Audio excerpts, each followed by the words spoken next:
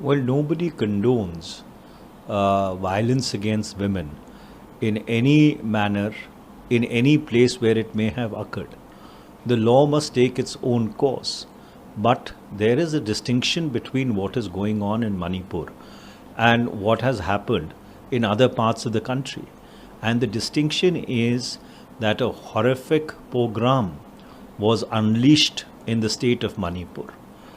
For the past 77, 78 days, there has been continuing unabated violence. The state has virtually collapsed in Manipur. There is a complete ethnic divide in the state.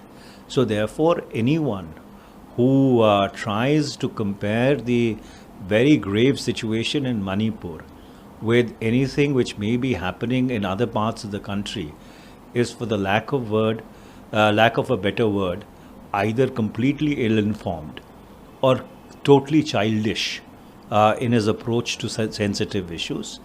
Manipur is a matter which deserves the highest consideration of both Parliament and members of Parliament.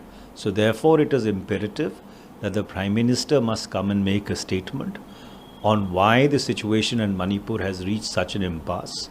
When ministers of the government say that it's a national security issue, then isn't Parliament within its rights to demand that the Prime Minister makes a statement followed by a discussion under Rule 184, which is the adjournment rule in the Lok Sabha, and Rule 267, which is the adjournment rule in the Raj Sabha? But the government has clearly said that in the Raj Sabha, the Piyush Goyal said that we will conduct a discussion, but according to rules. And the statement has been given by the Parliamentary Affairs Minister in the Lok Sabha itself. Because they are letting the discussion happen, but under the short duration discussion rule, Rule 176. So the Lok Jam still will continue. I have quoted the relevant rules under which notices have been given on Thursday and Friday, and I do believe that the same would be or would have been repeated today. So, therefore, under those circumstances, the notices are from the opposition benches. The notices are under appropriate and relevant rules. Those are valid rules of procedure of both houses of Parliament, and therefore, rather than being cussed, government must acknowledge that the situation in Manipur, unfortunately, was completely mishandled, and therefore things have deteriorated to an extent where there's a complete and absolute ethnic divide in the state of Manipur. Manipur borders Myanmar. Manipur is also one of the sensitive states of the northeast. There are already implications of the Manipur situation in the rest of the northeastern states. So, therefore, by doing the sophistry, the government is not doing any service to the cause of national security.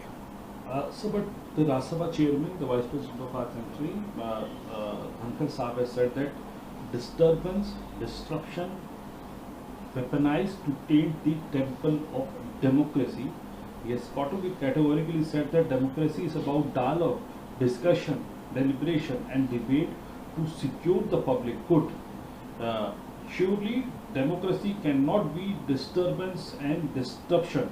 He has said that he is pained and anguished to indicate that disruption and disturbance have been weaponized as a strategic means to taint the temple of democracy. Well, if they have been weaponized, they have been weaponized by the treasury benches, which don't allow a discussion to take place. So while I agree with the Vice President in its entirety, the statement that he has made, that disruption and disturbance should not happen, but the chairperson of the Council of States should reflect as to why disruption and disturbance is happening. And it is happening because the government will not allow discussion on vital national security issues to take place.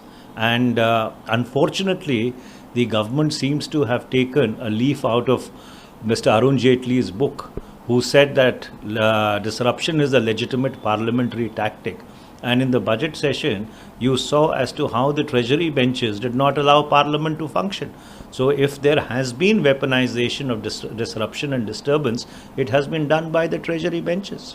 Sir आखिरी सवाल आपसे, किस तरीके से देखते हैं आप लोग मणिपुर पर चर्चा की बात कर रहे हैं, सरकार की तरफ से सांसद पहुंचे हैं, वो राजस्थान की बात कर रहे हैं और प्रोटेस्ट कर रहे हैं, किस तरीके से देखते हैं? देखिए, मणिपुर की परिस्थिति और मणिपुर में जो दुर्भाग्यपूर्ण घटनाएं हुई हैं, जिस तरह का वहाँ पे कौमों में फ़र्क आ गया है, और मणिपुर में जो कानून व्यवस्था है, जिसे प्रशासन कहते हैं, पूरी तरह से चरमरा चुका है, उसकी तुलना किसी और राज्य से करना ये एक बहुत ही असंवेदनशील और बचकानी बात है। और इसलिए ये अति महत्वपूर्ण है कि अगर प्रधानमंत्री मणिपुर के बारे में संसद के बाहर बोल सकते हैं, तो संसद के दोनों सदनों में उनको वक्तव्य देने में क्या आपत्ति है? तो वक्तव्य वो अपना आके दें, सारी परिस्थिति के ऊपर वो सदन को अवगत कराएं, और उसके बाद जो एडजर्नमेंट से जुड़े हुए रूल हैं, जो काम रोको प्रस्ताव से जुड़े हुए नियम हैं, उनके तहत चर्चा होनी चाहिए।